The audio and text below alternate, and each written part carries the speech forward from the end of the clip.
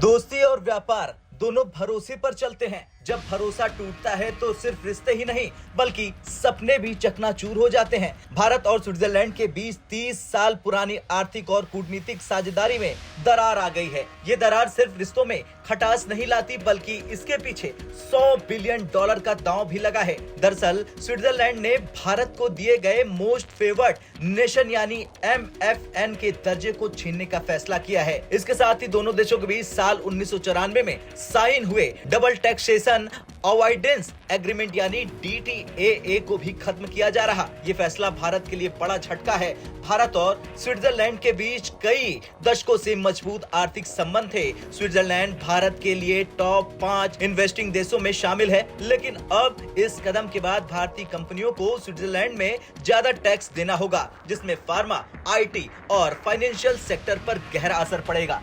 चलिए अब जानते हैं क्या है ये विवाद। दरअसल इसे समझने के लिए साल 1994 का DTAA एग्रीमेंट समझना बहुत जरूरी है। ये समझौता भारतीय और स्विस कंपनियों को दोहरी कराधान यानी डबल टैक्सेशन से बचने के लिए किया गया था। स्विस कंपनियां भारत में कमाई का सिर्फ 10% टैक्स देती थी, भारतीय कंपनियां स्विट्जरलैंड में 5% टैक्स देती थी। अब जानते हैं कि विवाद की शुरुआत कहां हुई। दरअसल भारत ने साल 2011 में लिथुआनिया और कोलंबिया के साथ टैक्स एग्रीमेंट किया, जिसमें उन्होंने भारत को सिर्फ 5% टैक्स देने की शर्त मानी। तो वहीं स्विट्जरलैंड ने भी तर्क दिया कि वो भी OECD का हिस्सा है तो उन्हें भी 5% टैक्स ही देना चाहिए। लेकिन इस बीच सुप्रीम कोर्ट का फैसला आ गया। दरअसल जब स्विट्जरलैंड की नेस्ले कंपनी ने भारत में 5% टैक्स दिया तो भारतीय इनकम टैक्स विभाग ने इसे 10% पर अपील की। दिल्ली हाई कोर्ट ने स्विट्जरलैंड के पक्ष में फैसला दिया, लेकिन सुप्रीम कोर्ट ने पुराने एग्रीमेंट के तहत 10% टैक्स की शर्त लागू रखी।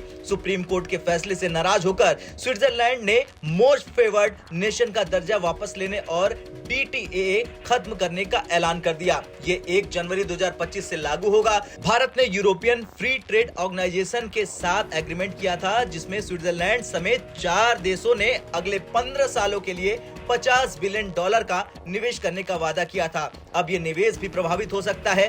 भारत और स्विट्जरलैंड के बीच विश्वास की कमी भविष्य के कूटनीतिक संबंधों पर गहरा असर डाल सकती है। तो वहीं भारत ने इस विवाद को शांतिपूर्वक ढंग से सुलझाने की कोशिश की है। भारत सरकार ने कहा है कि वो स्विट्जरलैंड के साथ इस मुद्दे पर बातचीत कर रही। भारत का तर्क है कि लिथुआनिया और कोलंबिया साल 2011 में OECD के सदस्य नहीं थे, इसलिए उनके साथ अलग शर्तें थी, लेकिन स्विट्जरलैंड ने इसे मानने से इनकार कर दिया। ये विवाद सिर्फ टैक्स और एग्रीमेंट का ही नहीं, ये वैश्विक राजनीति में भारत की बढ़ती ताकत और चुनौतियों का संकेत है। खैर, स्विट्जरलैंड का ये नया फैसला भारत के लिए एक सबक है कि व्यापारिक रिश्तों में संतुलन और समानता बनाए रखना कितना जरूरी है। जहां व्यापार और विश्वास में दरार पड़ती है, वहां रिश्तों की नींव कमजोर हो जाती है। आने वाले समय में देखना होगा कि भारत और स्विट्जरलैंड इस विवाद को कैसे सुलझाते हैं। आपका क्या कुछ कहना है? क्या भारत को स्विट्जरलैंड की शर्त मान लेनी चाहिए या फिर कोई दूसरा कदम उठाना चाहिए? कमेंट कर जरूर बताएं। ब्यूरो रिपोर्ट, भारत तक।